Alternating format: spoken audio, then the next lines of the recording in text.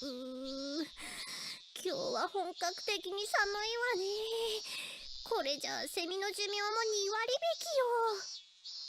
引きよ。 Hey everybody, welcome back to the Fruit of Grisaia. My god, it's been too long since I've been able to get these videos back up and running. I'll be releasing a video about it a little bit. Probably it's either out already or it'll be out like in the next hour or so. Don't worry, there'll be something else to kind of explain a few things. What's been going on the past 3 weeks. So, anyway, let's continue through the story again.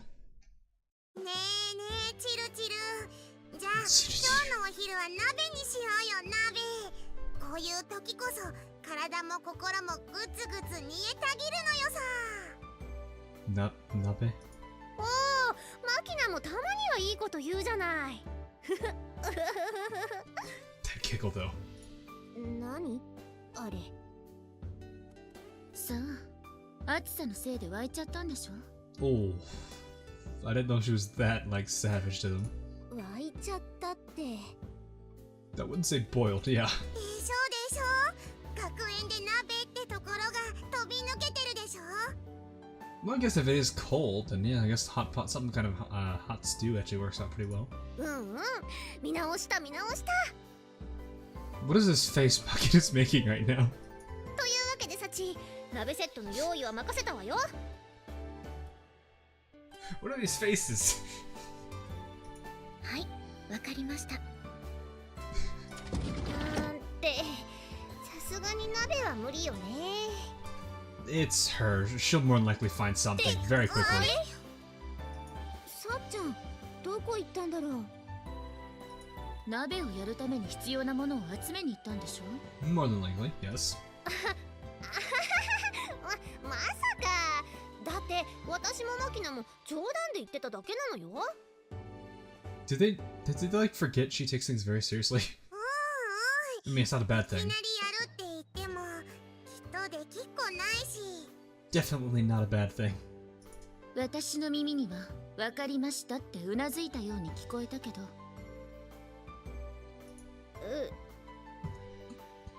I'm not used to having. Oh, そう言われてみれば。 I'm not used to having Yumiko talk as much as, well, this. I don't really think we've had her really talk that, so this is definitely an improvement, I guess. うなずいてたかも。 Of course, like, guys, please. 最初は全員が半信半疑だった。 What's with the echo? でも授業に顔を出さず4時間目の授業終了と同時に戻ってきたサチは。 What is with this echo? It's not me, it's the game. お待たせしました。 Why the sniffle? 可愛く鼻水を垂らしながら土鍋セットと食材を抱えていたのよ。 This adorable runny nose. でもあの時食べたお鍋はすっごく美味しかったのよさ。そう？マキナがお菓子入れたりするから最後はゲテモノ鍋になってた気がするけど。 Candy and why would you put candy into a hot? ってこらー、私が熱を入れて語ってるんだからスルーしないでよ。 Yes, with echoes. Incidentally, if I said I wanted nabe right now, would you be able to prepare the things like you did before? はい、できますけど。 Small nod. Sachi moves her gaze to the locker behind us. I see. Seems like you might be more versatile than a Swiss Army knife. だからあんたも部活のこと言うのをやめなさいよ。サチには冗談が通じないんだから。 What? So do I. That's. Although generally it's not great for humor. But I do it anyway, because it's funny. At least to me. Yeah. Alright, Sachi. Let's change things up this time. Get together the ingredients for flowing Somen noodles. はい、わかりました。 Flowing Somen noodles. An instantaneous response even here. ってあんた、人が注意してあげてるそばから何やってるのよ。ほら、もうサチが出て行っちゃったじゃない。 Hopefully she doesn't get sick from all this running out in the cold and stuff. 食材だから今度はスーパーかしら。もしくは寮のキッチンね。Yeah, either of those. Not a problem. I really do want to try this. じゃあなんで流しそうめん You said it yourself earlier, didn't you? It's hot today, so I thought a cool meal would be best. 何よ Oh, so it's 私のことを hot. 気にかけてくれたからって別にお礼なんて言わないんだからね Did I just forget whether or not they said it was hot or cold? Hold up. Did I seriously just forget that? I think I went that I went too far here. Yeah, it's too far. Hold up. No, they said it was cold. Okay, so I just what I don't know. Excuse me. I did not know you could do that with the mouse wheel. Well, okay. How far did we go? Do stuff earlier. Oh, that is cool. What's up with that? It's not like I'm gonna thank you just because you're being nice to me, got it? Okay, this looks about right. With a careful check of the bamboo flume that makes up the small canal, I've confirmed that water is flowing smoothly. Sorry about that, I didn't know that was gonna happen. So, I guess, thankfully we got lucky and not too much of the scene was lost. Having explained the gist of things to the others, I spent the last 2 periods obtaining the necessary materials and putting together a simple angled bamboo gutter on the roof. お腹減った I'm hungry. Hungry. Hungry. A few minutes after the lunch break begins, my classmates, excluding Sachi, emerge. って何これ流しそうめんの流しでしょ Probably. そう She's じゃな not くて very enthusiastic here. なんでそんなものが学園の屋上にあるのかってことよ You didn't word it that way も though. しかしてユウジ君が作ったの Yeah, there's a bamboo grove within walking distance in the direction of the mountain, so the materials weren't hard to come by. まさか授業をサボって山で竹取りとはね This would be the first time I've skipped class, come to think of it. まさかあんた今まで一度も授業をサボったことなかったの I mean, I haven't either.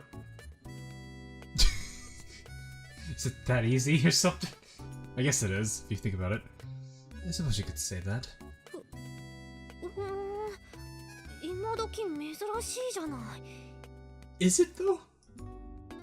Also, I use mosu bamboo for this thing, but when you're looking to make more intricate goods like a hamper or strainer, more flexible madake bamboo is better suited for the job.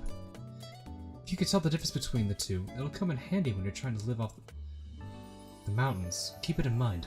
いや普通女子学生が山ごもりとかする必要ないし You never know. It could そう happen. ね Right, Amane? I mean... お待たせしました Ignore what I just said. Sachi. Sachi joins us carrying a large tote bag on her shoulder. サッチナイスタイミングだね Nice. I find it funny how that's always in English. Looks like you're able to find what we needed. はい一通りの食材は用意できました Then let's start preparing for the meal. ここが待っているようだから Oh 私 my は god, ここにする Michiru. わ Freaking Michiru. Quit it. Don't look at the camera like that. とか言って本当は楽しみにしてるから一番上流なんでしょ And then she follows up with that face. Oh my gosh.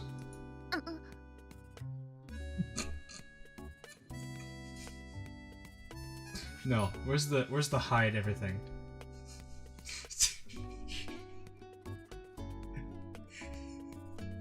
I think this little frame is more than enough to describe. That face is priceless. Michiru's, or Michiru's, not. I just did Makina and Michiru and made Michiru. Michiru's face, not Yumiko's. は流しましょうか。 Uh-oh. それはやめておこう。ほら、カッターの葉食べたら喉切れちゃうかもしれないし。 Just a little bit, yeah, sure. かマキボウ、私らは上流の二人が逃した面を根こそぎゲットするんえ。了解ですぜ、姉子。 At least these two get along. After I distribute a pair of chopsticks and a bowl of soup for the noodles to everyone, they take up their desired positions around the bamboo gutter. It seems like flowing Somen is a rare experience for everyone, not just me. それではサチ先生、第一投お願いします。 Such sensei, okay. Throws the first pit, what? はい。 Literally throws it. In response to Michiru's yell, Sachi releases a few strands of Somen noodles into the waterway. That was an interesting voice that she just let out. それ、キャッチ。うまい。 Michiru, please. ほらほら、そんな顔しないで。まあ、ユミコも次頑張りなさいよ。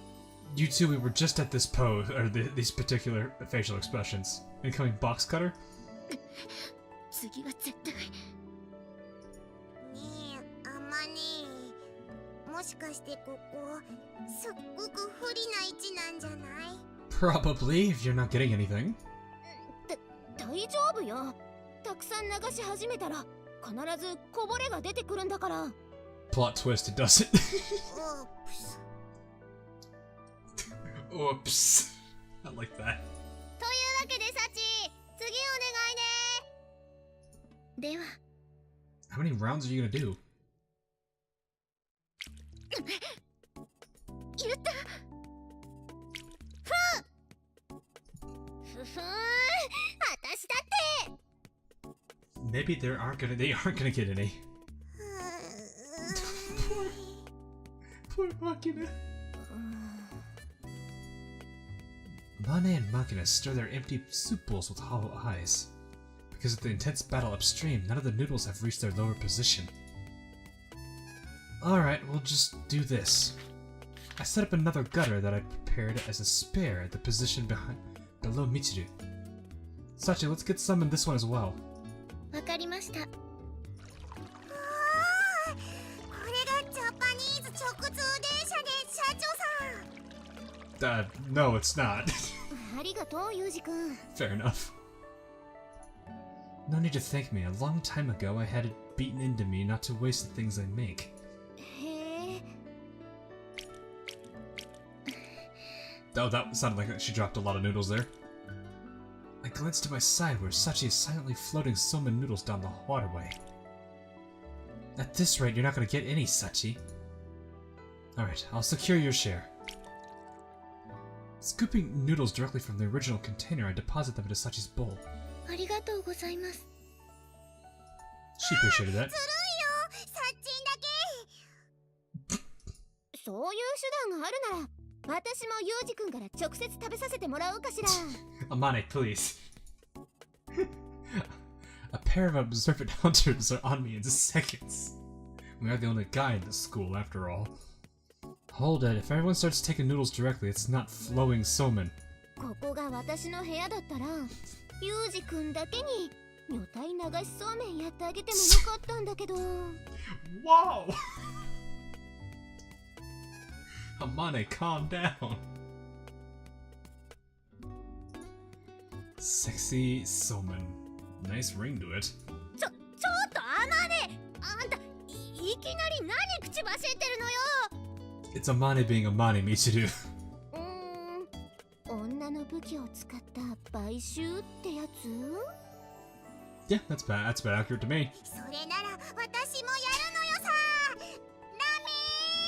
ラメって。 I'll bleak and all that. ああ、もうなんなのよこの子たちは。 That is a very interesting face. Jesus. She's about ready to literally clock somebody. ほら、小峰さん、手が止まってるわよ。すみません。Just be giving her more noodles. 突然授業を休みたいというから何をするのかと思えば屋上で流しそうめんとはね。What's the idea? 季節外れの転校生だけあって考えることが違うわね。 Sudden transfer student character. I still kind of like this little transition thing they have here with the clock and the date. I've heard it takes about 3 days to get a cat to take to you. Sorry, I saw the 3 days thing and immediately just thought Histy. Neptunia fan I am too much of. The girl named Iris Machina got attached to me even faster than that. Yes, this is the same Machina who used to flee the instant she laid eyes on me. I have no idea what changed her mind, but lately it's been quite the opposite, with her approaching me on sight. 今日も暑いね。 Yeah, true. Not that she's particularly talkative. After a small greeting, she tends to just tag along in silence. You want something? 別に。 She's just happy to be around us. Honestly speaking, getting followed around for no reason like this is a little annoying. That said, there's no reason for me to coldly shoo her away either. You don't need to go to afternoon class. 今日は私の選択してる授業もうないし。 Have they ever talked about how their actual schools work? Like, do they all take different classes? I don't understand how this works. I see. In other words, she's probably just bored. The schedule at this school is divided between the core curriculum in the morning and optional courses in the afternoon. Oh, well, there we go. It's not rare for a few of my classmates to be lazing around by the vending machines after lunch. If you've got nothing to do, how about going back to the dorm and studying? Is what I'd like to say, but come to think of it, I'm also wandering around wasting my free 5th period, so I don't exactly have the right to lecture Machina. Want something to drink? I dig my hand around in my pockets, searching for small change. お金持ってる。 Holding out her right palm towards me to declare it's fine, Machina takes out something that looks like a green stuffed animal from her pocket. The vaguely frog-shaped thing seems to be a purse, and its red mouth opens wide with a snap of metal bearings. These sound effects, though. After taking out a few coins, Machina buys a juice box from one of the vending machines lined up in the passage, then returns to my side. How? These sound effects. I can barely hear them sometimes, but they're funny. Pulling the attached straw free with stubby, clumsy-looking fingers, Machina pierces it into the juice box and starts to slurp out the contents. Yeah. Similarly, I drink quietly from my paper cup full of oolong tea. 今日も暑いね。 You already said that, though. True, and I just said that. Now we're repeating ourselves. Well, probably evidence that we're both puzzled over how to get a conversation started. Who was it that told me the man has to break the ice in situations like this? Of course, I'm not confident I could pull that off if I tried. What do I talk about with a girl like Machina? ねえお兄ちゃん、なんかお話をして。 Oh boy. Stories. Stories. It's a fairly standard request, but I'm not sure where to go with this. What sort of story? 暑いからなんか涼しいお話。 A cool story. That's a bit tricky. When you're looking for a chilling tale, I think ghost stories are the standard choice. Fortunately, I'm not lacking in that department, legacy of the time I spent at my old school. Alright then. This is something I heard from an upperclassman at my previous school. Time passes. Oh, never mind. This is the story of an American soldier who found himself on the Sultan Island in a night flooded with lukewarm rain. The soldier was making his way south through the darkened jungle amid the pelting downpour, following a native trail with 8 companions. Their objective was an anti-aircraft position. We're going into a war story, huh? The rain had been falling for 2 days straight, leaving the ground swampy as a paddy field, with the moon hidden by thick storm clouds. The soldiers couldn't even see the back of a comrade walking 2 or 3 meters ahead. The squad's nerves were already worn by the suggestive darkness of the night jungle, but the relentless rain piercing through the tree canopy was slowly sapping their endurance as well. And on top of it all, the rough map they'd received from the scouts was vague to the point of uselessness. Good for little, but further fueling their anxiety. As the squad trudged on their virtual crawl through knee-deep mud, it was inevitable that their formation grew increasingly loose. So the American soldier, a sniper bringing up the rear of the column, was desperately struggling to avoid getting separated from the rest of his unit. Eventually, he heard a distinctive clacking from some distance in front of him, rising above the sound of the rain. He recognized the sound as the castanets the platoon leader carried as a means to communicate at night, or in poor visibility conditions where hand signals were impractical. The number of times he clacked indicated an order to halt on spot. On the spot, the man dropped to one knee in the muddy water, grasped his rifle to his breast, and removed the lens cap from his scope, shielding it from the rain. An enemy ambush? Lying flat on the spot, the man pressed his strong eye against the gun's sight. The back of the soldier in front of him came into view. No shots had been fired as yet.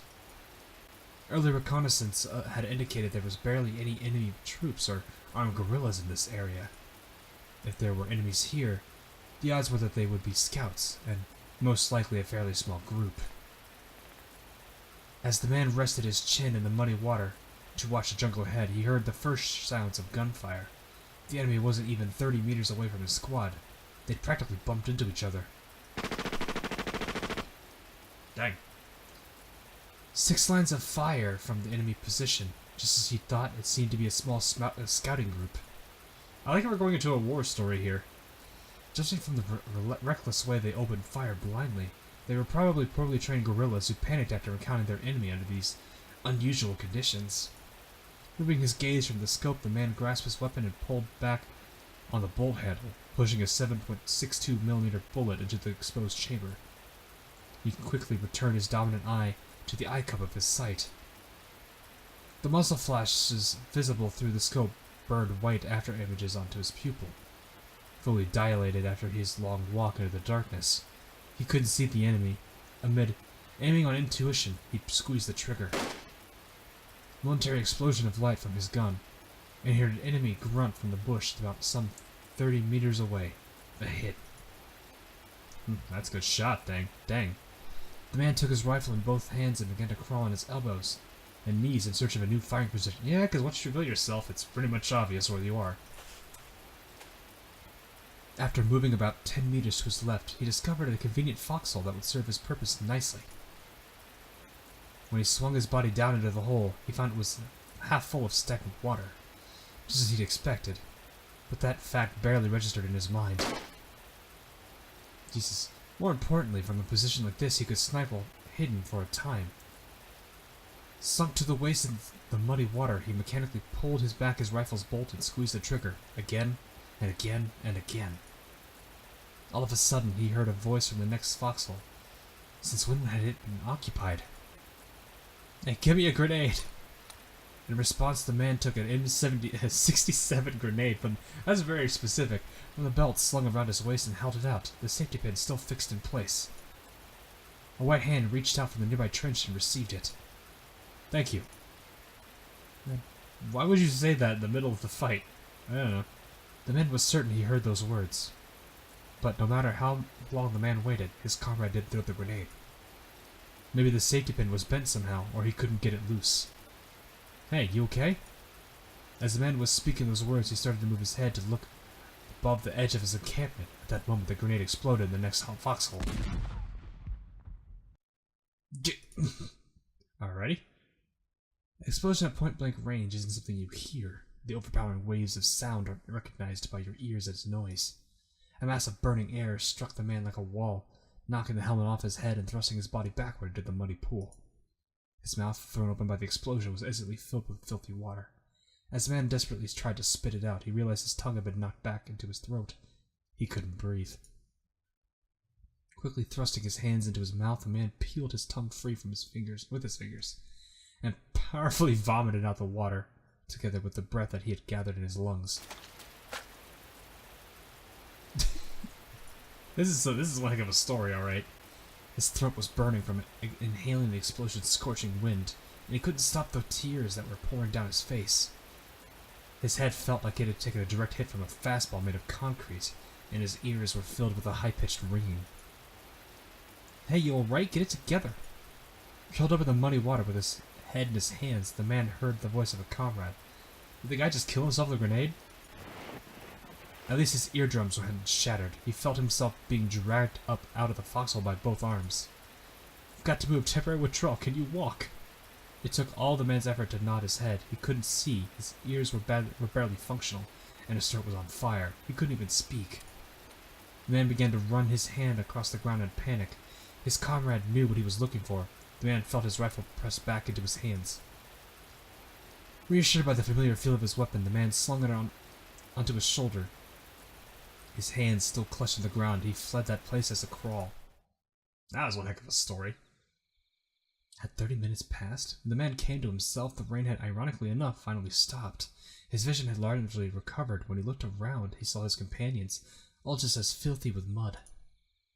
Hey, Shorty, you still alive? The sniper was still scurrying along the ground when that voice called to him. It belonged to a black man who joined the army at the same time as him. They'd been in the same squad in their training days as well, and the black man was his closest friend in the platoon. His greeting was casual as always. Give me a break. The man reshouldered his beloved rifle and told his friend about the hand grenade accident. That voice from the next foxhole. The grenade he handed over in moments, and response. Moments later, the explosion. The man angrily spat out the details of his brush with death again, through another stupidity. The black man listened in silence. When the story was over, after a brief pause, he finally spoke. Huh? The hell are you talking about, Shorty? The black man said his story was impossible. Come to think of it, of course it was. The man was the unit's birdman, the rear guard, the end of the line. Usually the birdman marched 10 to 20 meters behind the squad. There was no an ally would have encamped only 2 or 3 meters from his position. So was this a ghost, or did he just decide to go insane here? Even considering his movements to change his firing position, he couldn't have met anyone until the unit broke into retreat. I mean, let's say you're right and some jackass dropped a grenade in his own foxhole. Okay, who was that? When the man looked around his surroundings, all 8 of the other squad members were accounted for. A few were lightly wounded, but none of them had been on the receiving end of a grenade blast recently. So, who the hell did you give that grenade to? In response to his friend's words, a shiver ran down the man's spine. Ooh. Gave it to somebody on the other side, I guess. After rejoining the main force and completing his report, the man told his story to a grizzled veteran. The sergeant major had an explanation of sorts for him. That place is right around the site of an old battle where many Americans died. Wow. Among them were many wounded who'd been cruelly, slowly butchered by guerrillas with spears and bayonets, and some who had reached to their grenades on their waist and pulled out the pin, rather than be tortured to death.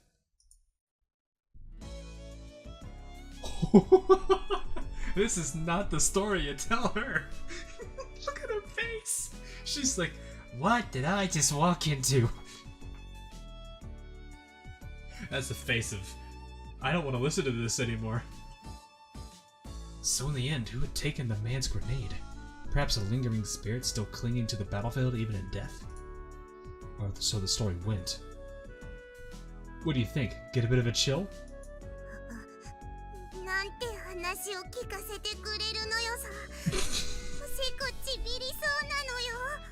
That's not a story you tell her. Oh, sorry about that. Forget it.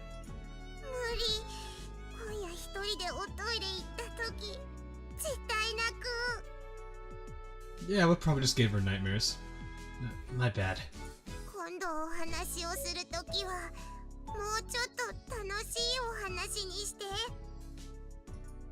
Huh? Yeah, got it. Why do we go to that whole storyline?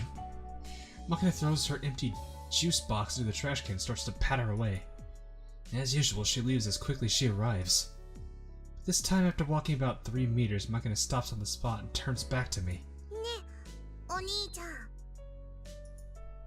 What? お兄ちゃんは死後の世界ってあると思う？ Life after death. Can't say for sure since I've never experienced it firsthand. Well, no one here has.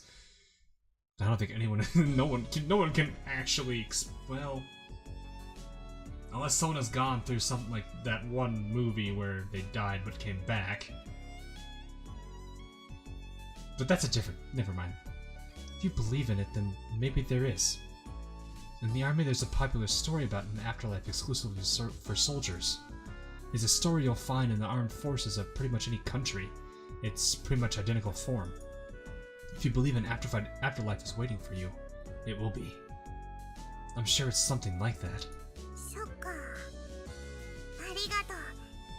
じゃあまた。 With those words, she runs off, this time without looking back. I don't think I said anything particularly interesting, but hearing words of thanks naturally lightens my mood anyway.